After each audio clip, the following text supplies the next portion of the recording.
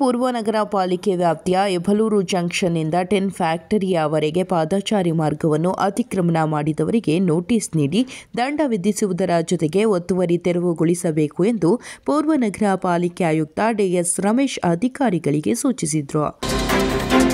ಸಾಂಸ್ಕೃತಿಕ ನಗರಿ ಮೈಸೂರಿನಲ್ಲಿ ನಾಡಹಬ್ಬ ವೈಭವ ಕಳೆಗಟ್ಟಿದೆ. ಅರಮನೆ ಸೊಬಗು, ದೀಪಗಳ ಅಲಂಕಾರ, ಸಾಂಸ್ಕೃತಿಕ ಕಾರ್ಯಕ್ರಮಗಳ ಕಲರವ ಮೈಲೈಸಿದೆ. ಈ ಮಧ್ಯ ಪ್ರತಿಭಟನೆಯ ಕಿಚ್ಚು ಹೊತ್ತಿಕೊಳ್ಳುವ ಲಕ್ಷಣಗಳು ಗೋಚರವಾಗುತ್ತಿದ್ದಂತೆ ಹೀಗಾಗಿ ಮಹಿಷಾಸುರ ಪ್ರತಿಮೆ ಸುತ್ತಲೂ ನಿಷೇಧಾಜ್ಞೆ ಜಾರಿಗೊಳಿಸಲಾಗಿದೆ. ತಾಂತ್ರಿಕ ದೋಷಗಳು ಮತ್ತು ಸರ್ವರ್ ಸಮಸ್ಯೆಗಳ ವರದಿಗಳ ಹೊರತಾಗಿಯೂ ಮಂಗಳವಾರ ರಾಜ್ಯಾದ್ಯಂತ ಹಲವಾರು ಸ್ಥಳಗಳಲ್ಲಿ ಜಾತಿಗಣತಿ ಎಂದು ಜನಪ್ರಿಯವಾಗಿ ಕರೆಯಲ್ಪಡುವ ಸಾಮಾಜಿಕ ಮತ್ತು ಶೈಕ್ಷಣಿಕ ಸಮೀಕ್ಷೆಯು ಕರ್ನಾಟಕದಲ್ಲಿ ನಡೆಯುತ್ತಿದೆ ಎಂದು ಅಧಿಕೃತ ಮೂಲಗಳು ತಿಳಿಸಿವೆ. ಧರ್ಮಸ್ಥಳ ಗ್ರಾಮದಲ್ಲಿ ಸೌಜನ್ಯ ಕೊಲೆ ಎಲ್ಲವೂ ಸುಳ್ಳು.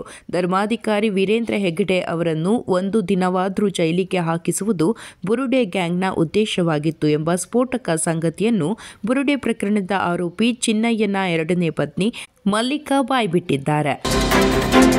ಕರ್ನಾಟಕ ಭೂ ಕಂದಾಯ ಹಾಗೂ ಕರ್ನಾಟಕ ಜನಸಂದಣಿ ನಿಯಂತ್ರಣ ಮಸೂದೆಗಳ ಸಮಗ್ರ ಪರಿಶೀಲನೆಗಾಗಿ ಸಮಿತಿ ರಚಿಸಿರುವ ವಿಧಾನಸಭಾಧ್ಯಕ್ಷ ಯುಟಿ ಖಾದರ್ 3 ತಿಂಗಳಲ್ಲಿ ವರದಿ ನೀಡುವಂತೆ ಗಡುವು ವಿಧಿಸಿದ್ದಾರೆ.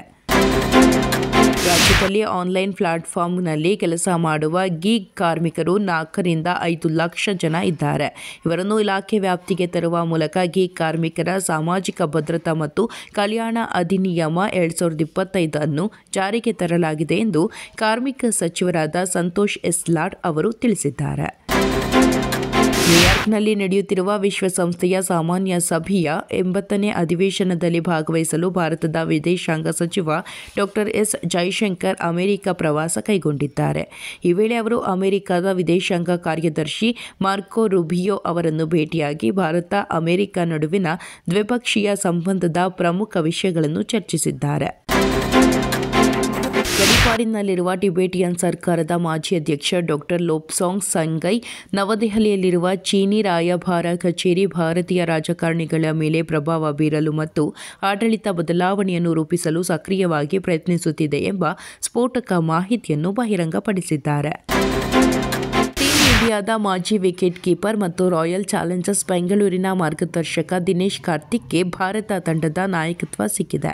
2024ರಲ್ಲಿ ವೃತ್ತಿ ಜೀವನಕ್ಕೆ ವಿದಾಯ ಹೇಳಿದ್ದ ದಿನೇಶ್ ಕಾರ್ತಿಕ್ ಶೀಘ್ರದಲ್ಲೇ ಆಟಗಾರನಾಗಿ ಮೈದಾನಕ್ಕಿಳಿಯಲಿದ್ದಾರೆ. ರಾಜ್ಯದ ಎಲ್ಲ ಚಿತ್ರಮಂದಿರಗಳು ಹಾಗೂ ಮಲ್ಟಿಪ್ಲೆಕ್ಸ್ಗಳಲ್ಲಿ ಒಂದೇ ರೀತಿಯ ಟಿಕೆಟ್ ದರ ನಿಗದಿ ಮಾಡಲು ಮುಂದಾಗಿದ್ದ ರಾಜ್ಯ ಸರ್ಕಾರಕ್ಕೆ ಕರ್ನಾಟಕ ಹೈಕೋರ್ಟ್ ಶಾಕ್ ನೀಡಿದೆ.